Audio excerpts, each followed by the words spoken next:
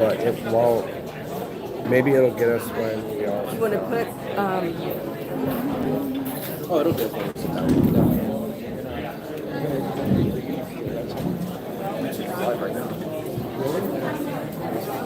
Are we standing up at the podium? Are we coming up and doing? I don't know, you guys, do you want to get up and talk at the podium, or do you want to just sit here and keep it casual? I think sit and keep it casual. Okay, I look up to you. Are you okay with that? I am. I might stand. That's okay. Hi. Dr. Hey. How are you? I'm good. How are you? Good. Nice to see you. We've got to connect because we got to get PFF locally more involved with you. Yeah. Oh, thank you. Go on the website. Okay. Physicians for Free. I'm not on there. Please. All right. Send an email. What they respond, decide, whatever. are we sitting? We've got some ideas for. Right, no, but I mean, you were just asked about getting up at the podium. Good to see you. I think we do again. I'm fine with that, I'm fine with that, I'm fine with that. That was insane. If you feel like standing, can you? And if you want to stand, stand. Yeah, I'm gonna stand do what you probably want. because I'm gonna get like my anxiety's gonna. And you know like, what you say? I'm going to stand because that's just what I feel like doing. Everybody's, you do whatever feels good. Yes, Okay, so that's yours. if we're not speaking, this goes on and on. I don't know, we'll just leave it on. So Rocky's first, you're second, No, I Scott, think the other way. I left. think Okay.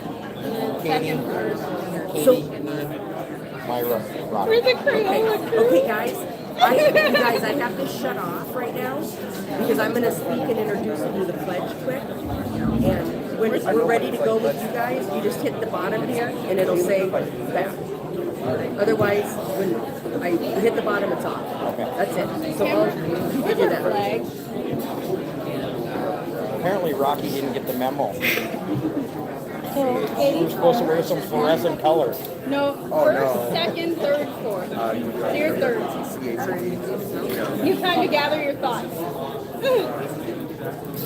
You have a prepared speech and everything. I don't have a prepared speech. I don't know if so that's. this is what I did. I was like, okay, I'll pick up that piece of paper and start writing if I can gather my thoughts.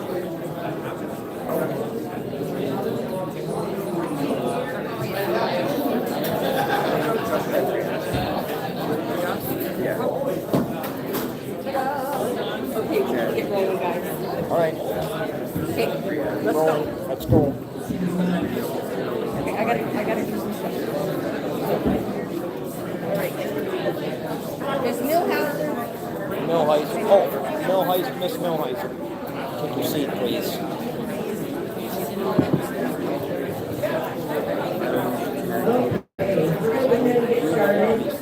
Everyone, feel free to get up and Let's talk about it. LATCC. I rest it all. Can you hear me?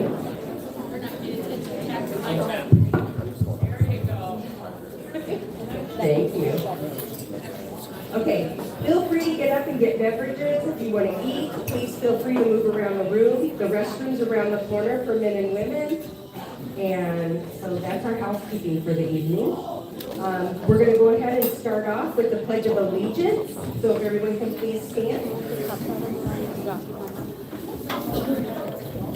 I pledge allegiance to the flag of the United States of America and to the republic for which it stands, one nation, under God, indivisible, with liberty and justice for all. Okay, well, welcome everybody. So I really don't have anything planned as far as an introduction. This event kind of came upon from a suggestion and a conversation with a friend. And you know what I got to thinking? I grew up in a home with a Democratic father and a Republican mother. So we used to sit at the table and have very interesting conversations. My brother was a Democrat, my sisters were Republicans, and it was just a mixed bag of treats. Sometimes the conversations went well, sometimes they got a little heated, but at the end of the day, we all loved each other and moved on from the table and off we went, right? And then I got to thinking too about work. Some conversations there that come up with us every day. Well, not every day, but once in a while. where you'll have conversations with people that you work with every single day. They're like family to you, and you love being around them, having meals with them, go out for drinks after work, whatever. But the minute you bring up politics, it's like, oh my God, you're a Republican? I'm not gonna hang out with her anymore. That's just absolute insanity. We can't do that to ourselves anymore. We have to unite as a nation and come together on the things that we find that we can come together on. I mean, we have a community here, and if we just keep it at our community, it grows from there. But we all have the same concerns about schools, our children, maybe, what's happening with our homeless or people migrating in or whatever we can come together and have commonalities on. That's what we want to focus on. And we want everyone to join in the conversation. So we're going to go ahead and get started with some really awesome people here. And our first speaker, how we're going to do it is they're going to each tell you about themselves for about 10 minutes each. And then we'll go ahead and have a question and answer after that. And Dixon has the bell. At 9 minutes, you'll get the ring. And at 10, you'll get the real ring. So, anyways, I'll go ahead and get it started. We have Katie up first, so we'll go ahead and hear from Katie. Katie.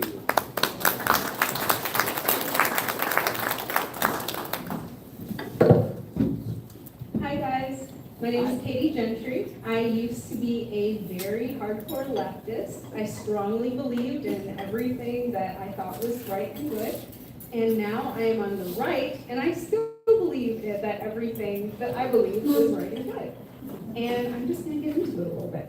So when you're on the left, you're driven by a desire for all people, regardless of race, gender identity, class, or orientation, to be treated equally. When you move to the right, you discover that we too want all people to be treated equally. Equally, not preferably, all people, not only minorities. Everyone means everyone, whether you're gay, straight, white, black, conforming, or non-conforming. Reverse racism is still racism, and that's wrong. When you're on the right, you embrace differences, but encourage commonalities. To have one united nation, a community of friendship and peace, we have to focus on our similarities, not our differences. When you're on the left, you believe that for too long this country has systematically favored white, wealthy men. When you're on the right, you acknowledge problems, but you don't make home there. You not only acknowledge problems, but you also carry gratitude for how far we've come. The world today does not have the same problems that we had in the 1800s. It does not have the same problems that we had in the 1960s. The reality is that today, if you work hard, carry kindness, and adopt habits that lead to success, you will find it. When you're on the right, you understand that disparities between cultures and genders are due to differences in their habits, not systematic issues between races, not racism, not anyone trying to bring anyone down. It's just differences. People are different. For example, some cultures historically have preferred creating communal businesses. Some cultures prefer to work independently. Men historically tend to work more hours once they get married with children, and women tend to work less hours once they get married with children. The historical differences in community habits go on in ways that I cannot explain here, but ultimately the reasoning behind disparities between classes and cultures are much more complicated than this country has systematically favored wealthy men. When you're on the left, you believe that capitalism is a good idea in theory, but creates wealth inequality and exploits the bottom workers. When you're on the right, you realize that capitalism is the greatest solution to poverty that the world has yet devised. Saying capitalism is unfair is easy. Explaining that capitalism uses individual talent to allocate resources, which are ultimate uses towards where they're needed and where they're not needed, blah, blah, blah, blah, blah, is not so easy. Likewise, it's not easy to explain that governmental regulation brought by communism disrupts the self-regulating supply chain, driving scarcity by nature and leading to much worse poverty than capitalism would ever bring. It's not easy to explain that socialism gives a man a fish, where one should learn how to fish. It's not easy to explain that socialism relies on the money of others to maintain, which is never enough. Whereas capitalism allows everyone to just be the managers of themselves, which is much easier. When you're on the left, you believe that carbon emissions are going to result in worldwide warming that will wipe out life as we know it within the next 100 years. When you're on the right, you look into the sources from where those studies came, and you discover that even with the exhaustion of all available fossil fuels on the planet, most of Earth's surface would still be habitable. When you're on the left, you believe that Donald Trump has exacerbated the ugliest parts of America, and his ideas to solve immigration and climate change cast aside human decency. You hear all of the worst parts of his character and none of the good parts. When you're on the right, you remember that under President Trump, the price of homes were down 31%, interest rates were down 39%, immigration was at 1.7 million, it's currently at 6.4 million, and gas was down 40%. When you're on the right, you realize that gas prices affect the cost of all plastics, including those in the packaging of what you buy. They affect the cost of transportation it takes to get your products to where they're needed. It affects the cost of fertilizer to grow your produce. It affects the cost of the byproducts that go into pharmaceuticals and cosmetics. They affect the price of asphalt used to build roads, resulting in higher construction costs. Gas prices affect how much money antagonistic countries have at their disposal to start wars with. In short, higher gas prices result in higher prices of everything and more war across the universe. Okay, we can have the universe. Ultimately, when you're on the left, you care about kindness and the future of humanity.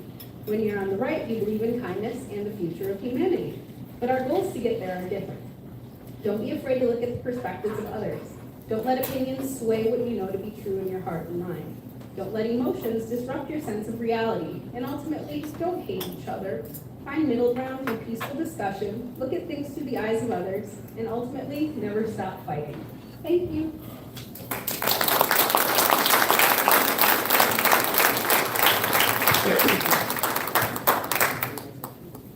You ready on the timer? Awesome. My name is Scott Milheiser. I'm just going to sit here and I don't have a prepared speech. I'm just going to shoot from the hip. Soup over there has the fresh tomatoes. If you feel like you want to throw something at me, no canned tomatoes. I was a lifelong Democrat, and I've got pictures. You are welcome to come up here and grab this if you want to look. I was a county chair for the Waushara area Democrats, where I helped build a strong party. I was a two-time candidate for the state assembly as a Democrat, and I was a second vice chair of the congressional district. I was also the political coordinator for the state of Wisconsin for one of the nation's largest labor unions. So I was as left as they come. I was left longer than my colleagues on this panel were alive. I grew up in a Democratic home. My mom and dad beat it into my head that this is the only way that we're going to solve problems is for you to vote Democrat, and that's what I did. And I became very active at the age of 25. So what I can tell you is that through my efforts as county chair and a state candidate, I started to see the corruption within the party that I was so proud to be a member of.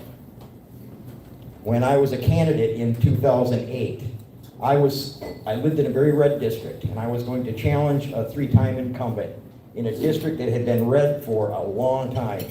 I was summoned to Madison by the leaders of the Democratic Party, and they sat me down and they were going to explain to me what they would do to help me win this district. But it came with some conditions. They told me, we will send you money, we will send you resources, and when you get elected, when you come to Madison, we're going to tell you how you can vote on any given piece of legislation.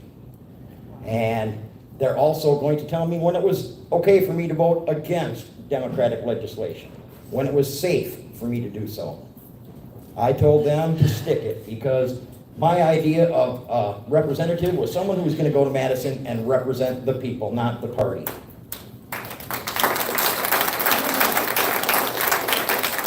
So I told them to shove it. I don't want their help. I don't need their help if that's conditions for getting that help. I received $0, zero resources, and I ran the campaign on my own with the support of friends. And you can see on one of those pictures, I was a middle-of-the-road Democrat. I wasn't so far left that people in this room would have thought that I was crazy. In fact, one of the pictures in there was someone who supported John McCain and Sarah Palin for a presidential election, and they also had a Milheiser for Assembly sign in between those two signs in their yard. So I wasn't way left. But I saw the corruption. Then they dropped the bomb on me. Hillary is our next candidate. When Obama is done serving, Hillary will be our candidate. No questions asked. Selection over election. She was going to be our candidate. I could not get behind a Hillary for president. In 2012, and this goes back, 2012, I left the party. I resigned as county chair, I turned in my card, and I walked away. And this is after, and you'll see pictures in there where I'm sleeping on the floor of the Capitol because I opposed Act 10 by your governor, Scott Walker. And I slept on the Capitol, and me and 100,000 of my friends occupied that Capitol for the better part of a month, I believe, when some of the state senators, and some of you remember them leaving town, so there wasn't a quorum to vote on Act 10. I was very active, but I left the party. Now that left me with, we live in a two-party system. It left me with the option of going to the right, but I'm a thinker. I like to think things through before I make a commitment to anybody. I did vote for President Trump. I was worried about it, I'll tell you that. I was scared to death because all I had ever seen from President Trump prior to being president was an arrogance that I thought was going to lead us to war. Lo and behold, three years later, we had more peace in this world than we'd ever seen in my lifetime. And we were living the good life. I remember filling up right here in Green Bay for 99 cents a gallon before he left office. And now we're almost 4 times that. Yesterday we saw gas in Fredonia for $3.67 a gallon. So it comes down to, people on the left, they're not as crazy as you all want to think. They're really not. There are middle of the road Democrats who, like Katie said, we all have the same goals in mind. Maybe we have a different plan to get there, but a lot of people on the left have the same goals that you have. So we have to, when you see your neighbor and he's got the Biden sign, well, that's crazy enough. We know that. So maybe that's not the guy you want to talk to, but there are Democrats where we can come together. But before we can do that, and I know that's about bridging the gap between Democrats and Republicans, it's really about fixing what's going on in this party. Because when I voted for President Trump and I supported Timothy Rampton for governor, and there are a lot of other candidates who I supported from the right in 2020, the midterms, and I worked very hard to get them elected. But I see a fracture in the Republican Party. So this is where you might throw tomatoes. Don't think for a second that you don't have problems within this party. And I will point to one of the pictures that I had, the very last one, and it's about selection over election. When the RPW or the DPW tells you this is going to be your candidate, you have to push back because, that's what primaries are for. I see people in this room are probably arguing about Tony Weed versus Andre Jacques. And you know what? We have a primary coming up that you will decide who the candidate's going to be. But let's not hate on one another because you like Andre Jacques and you like Tony Weed. We will come together after that primary, but in the meantime, we really need to come together within this party before we can focus on bridging the gap between the two parties. That's just my thought on it. We've got a big election coming up, and I'm getting off probably subject a little bit here, but I see a candidate right here. Her name is Jess Henderson, running in the 90th Assembly District. She is the only registered Republican in the 90th Assembly District, going up against one of your mayor's disciples. You need to get out and work for Jess because it starts in our own backyard. Look what happened at the city council level. Soup over there should be an alder in this town. And he's not, but now you have a bunch of crazies running the city. And there was questionable things that happened in his race when he lost by 16 votes. So, just stay on top of it. Don't let the RPW tell you who you're going to vote for. Look what happened in 22 for the governor's race. It came down from the RPW that Tim Michels was going to be our guy. And I have a picture there. And I'm a Robin Voss hater. Can't stand the man. And I will walk through fire to take him down. There's a picture of Tim Michels, all lovey-dovey with Robin Voss.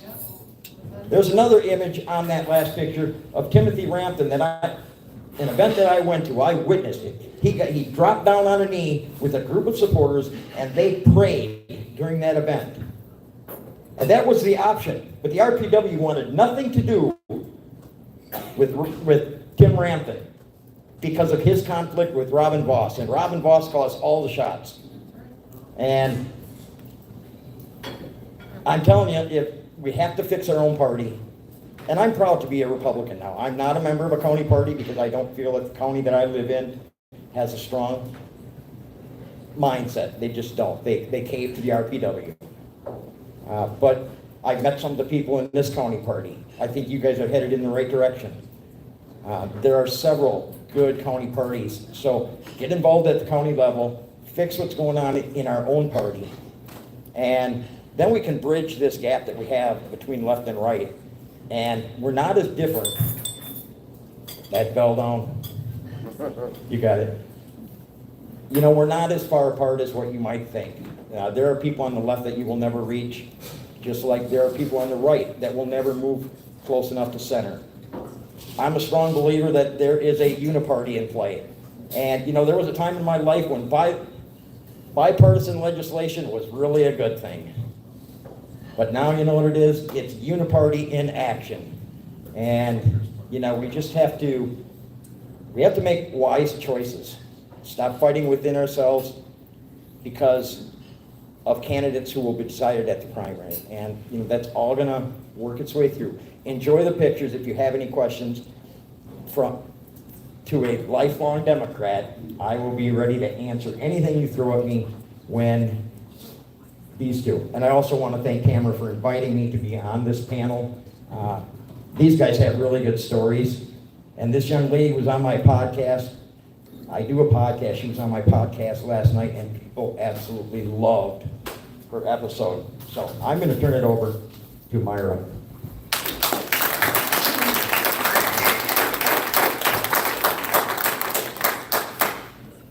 Thank you all for coming here tonight. I know you guys are all busy. Some of you had to work and are here, so I'm incredibly thankful for all of you to be here. My name is Myra, and I am a legal immigrant that moved here to the United States back in 2015. And so I moved here, actually my anniversary is coming up June 13th. I don't remember what date is today. June 13th of 2015. Okay, 3 days to go, and I will be completing my 9th year here. But very, very thankful to be here. I started my journey by working actually at Walgreens. I applied for a lot of jobs, and I ended up working or getting a job at Walgreens. What happened at that time is that I was getting a lot of voices in my ear telling me that America is not as great as it was used to be, and you may not have all the rights that you think that you would have. Women are nothing here. But what I won't get too deep into it. I will just start with what I thought and what I experienced. Because sometimes you have to really just shut those voices down and listen to yourself and what you're experiencing. So if I was back in Pakistan right now, I would not be sitting here and talking to you guys. I would not be wearing what I'm wearing because you have to be covered head to toe. I felt like I should stand, and so that's incredible to me. I would also be escorted by a man. I could not be here by myself with 2 other men and a woman. Like, we have to be dressed we have to be covered head to toe and be escorted by a man. I don't know why, but that was the case. Well, I kind of know you can be killed or you're not safe, you can be raped, all of that. But being here, standing here and being able to speak with you, that is incredible, and that speaks to our First Amendment, freedom of speech, freedom of choice. I'm wearing whatever I want to. Nobody's yelling at me, nobody's throwing stones at me, and I am able to speak my mind. Now, we may have some differences, but at the end of the day, we are one nation under God. So we can talk about our differences and then come back together, because we have to stand together as a community, as one nation, because that's how we win.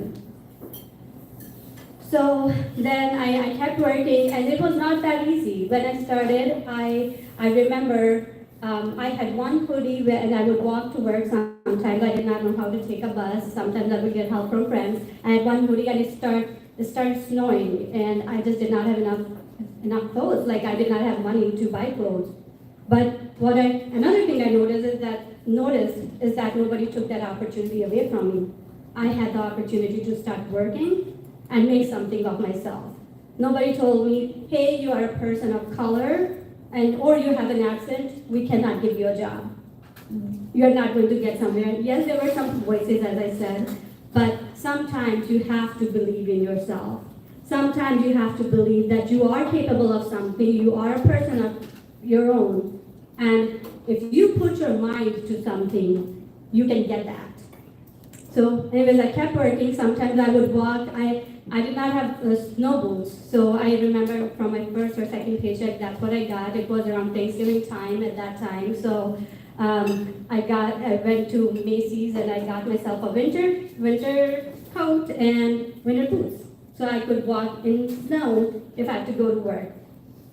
Taking time off was not an option for me at that time, and I understood that. I did not wait for a handout. And I think the worst thing that you can do in life is when you think that you're entitled to something. You should never feel entitled. Nothing comes free in life. You work hard or you don't.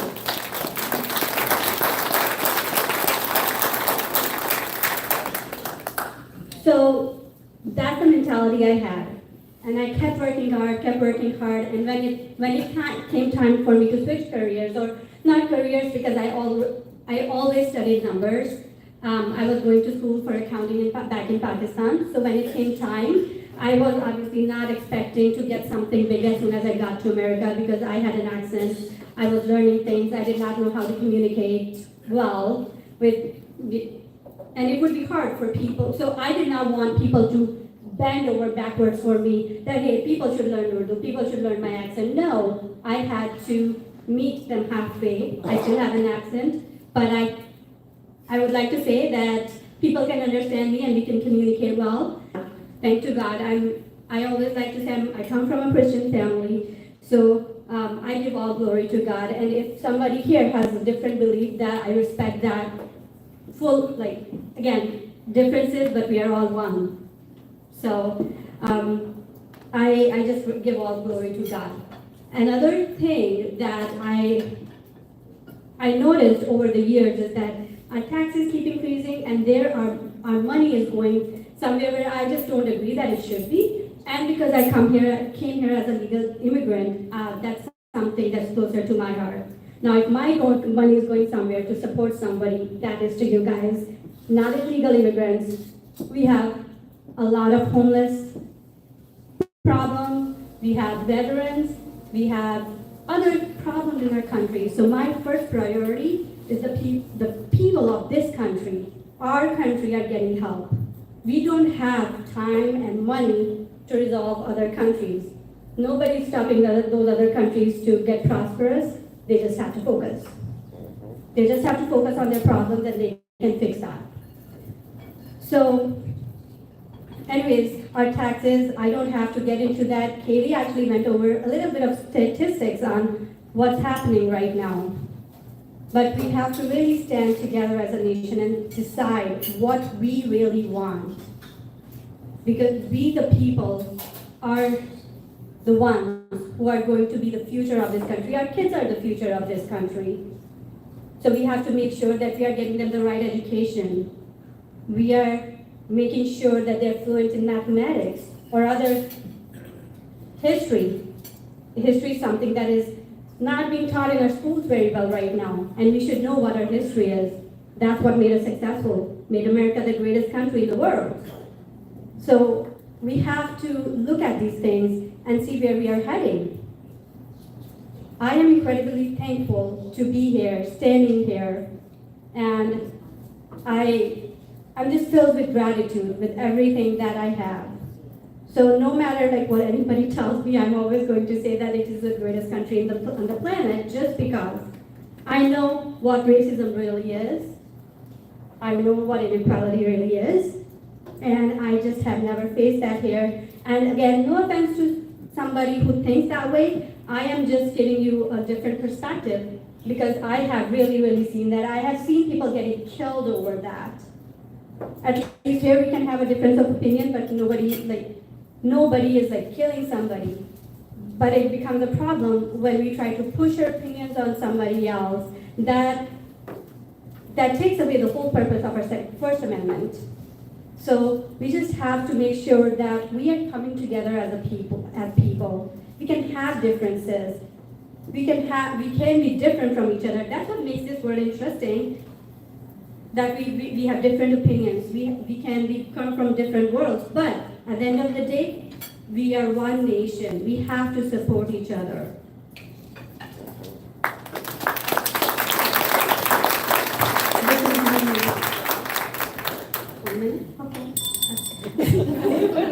All right.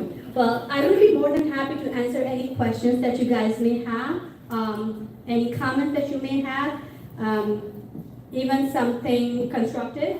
I love that.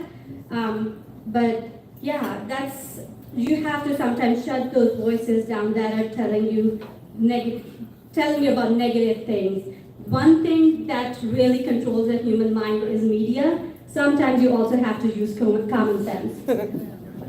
You really do. If you sit down and think to yourself for 5 minutes, you're probably going to find an answer that media is telling. And algorithm. Okay, I could pronounce that in my head, but I couldn't say it. Thanks, Rocky. Thanks, David. Algorithm. If you're trying to find negative information, Google will get you that information. If you're trying to find the right kind of information, Google will get you that. So sometimes it's just a fun activity. Use 2 phones and find some information from right side, left side, and you're going to get different information because Google can do that. So just a suggestion. Well, thank you so much. My time is over, but I'll be more than happy to answer any questions. Thank you.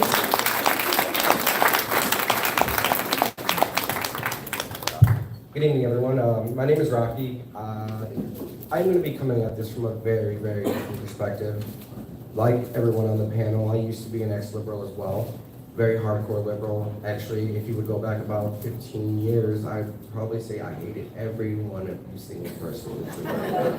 If you had an R behind your name, that is. So if you were a D, we were cool. You're my peeps.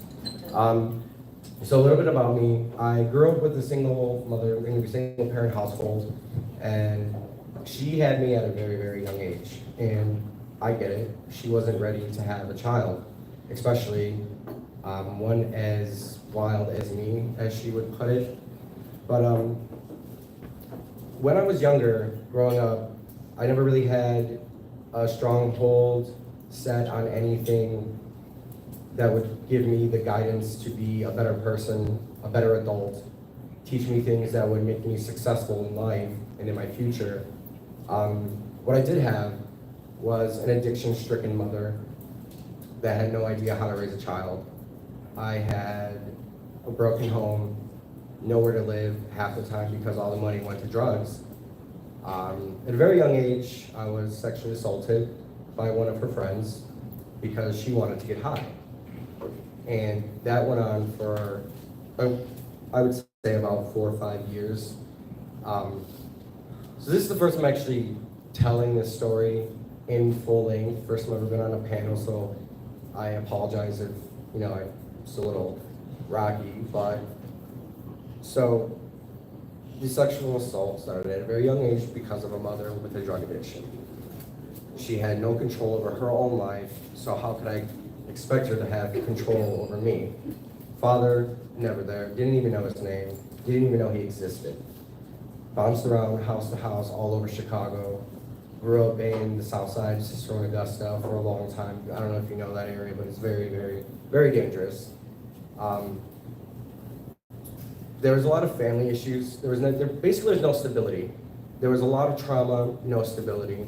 And when you're a child and you have no father, no mother, nobody to hold you accountable or to teach you right from wrong, that is a recipe for disaster to the nth degree that will destroy a child's life. There was a lot of, what I noticed a lot growing up was a lot of division, a lot of hate, a lot of, talking about each other. There was never any coming together. There was never any constructive criticism on how you could be a better person. It was always about how bad you were and how much you sucked and how much you're doing everything wrong. So that was very stressful in itself. Not only trying to manage going to school with the bare minimum, but also struggling with my identity on who I was as a person and who I would grow up to be. I'm a gay man, which you can probably tell in my voice is not as masculine as most men, but I love who I am as a person. But growing up, I hated myself. I didn't like myself. Everything was my fault. I had a chance to grow up on my own and not really have an adult tell me this is wrong, you shouldn't be hanging out with these people, you shouldn't be doing this, you shouldn't be going there, you should be going to school, you shouldn't be, smoking pot with some people that you don't know that are twice your age. I got free reign to run my own life. So at the age of 15, going on my 16th birthday, I decided that I want to go to my very first gay pride event. I decided that the people I was with, they had my back. They were adults. They had my best interest.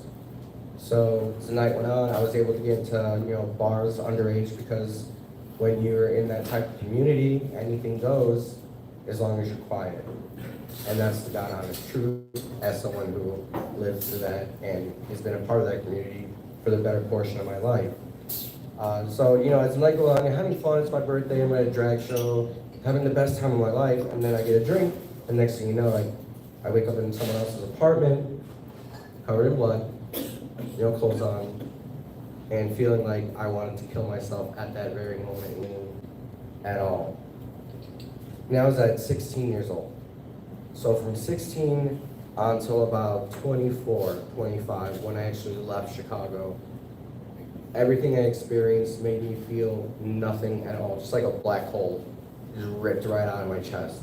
And I wanted to fill it with anything that would make me feel something other than what I was feeling right now, which led me to a very long stint of heroin addiction and rehab and relapses and losing jobs, losing houses, losing friends, losing everything I've ever had in my life because I had unsurfaced trauma rebuilding every day of my life because I had no way to find out how to fix it, what it was, or why I was going on the path that I was going on. So, hold on a second. It wasn't until I left Chicago that I started to realize the people that I surrounded myself with and the people that were leading me down the path I was going down weren't the right people in my life. And I wanted out of it. I didn't know how to reach out for help. I didn't know where to get help. I didn't know there would be help. Self-induced overdose over 3 times because I just didn't want to be here anymore. But every single time I woke up and I would ask myself, what did I do wrong? And then I would ask God, why wouldn't you just let me go? I do not want to be here anymore. I am tired of feeling this way, and I would rather just end it now rather than being found in jail or dead on the street of an overdose. Just take me now in my own apartment, nobody around, I just want to go. Every time I got up. So I started to wonder, there's got to be a reason as to active but interested, and I met some people that were hardcore Democrats. I wouldn't say hardcore Democrats because there's a difference between a Democrat and a liberal, let's be real.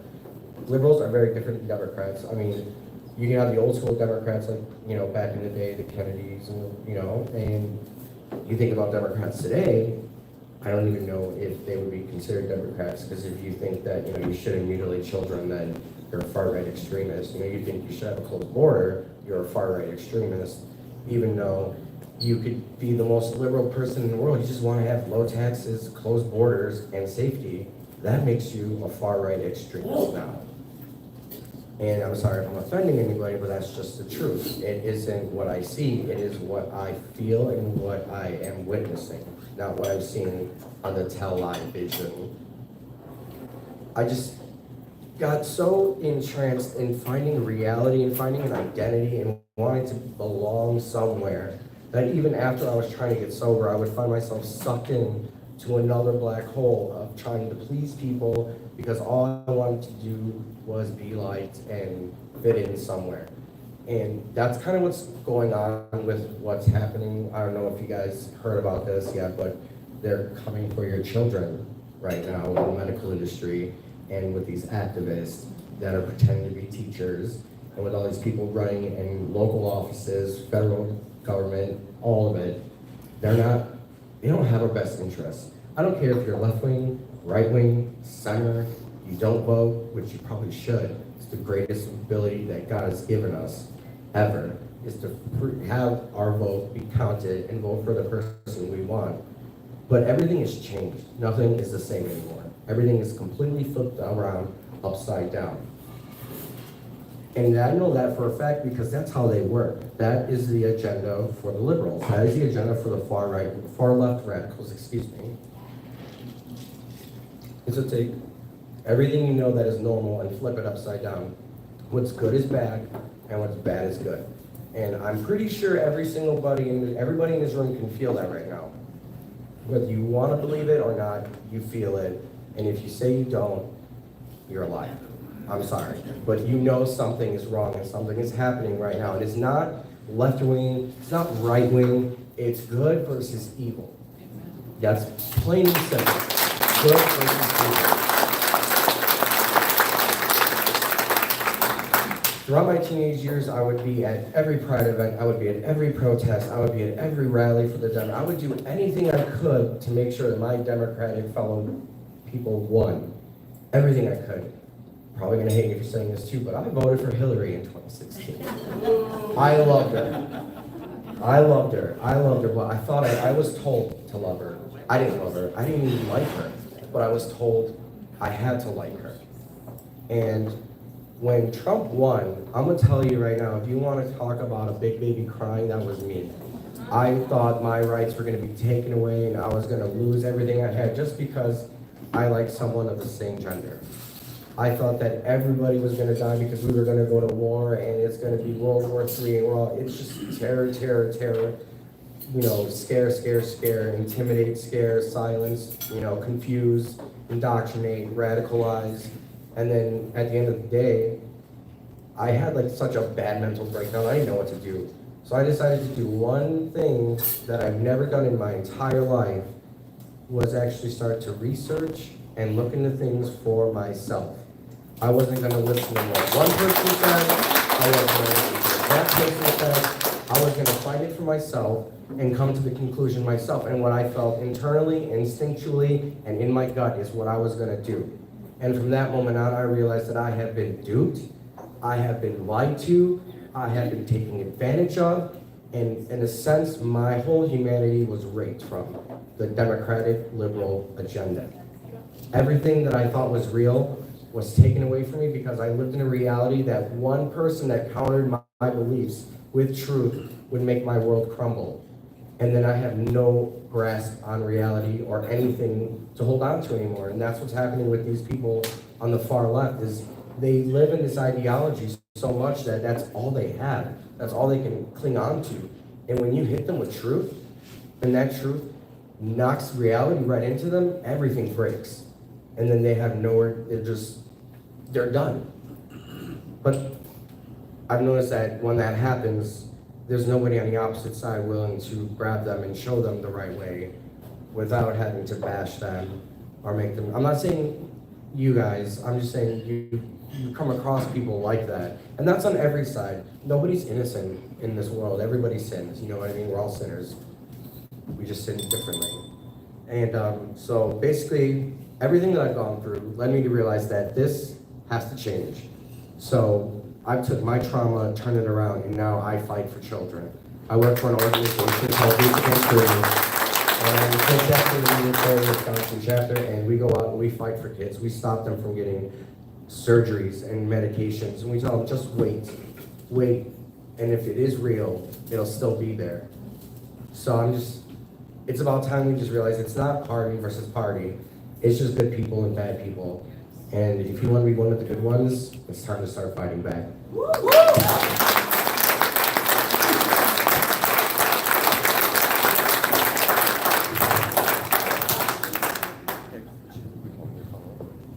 the phone. Oh. Okay, got it. Okay. We're looking at you later. All right, that's done. Another hand for these guys. That was really great.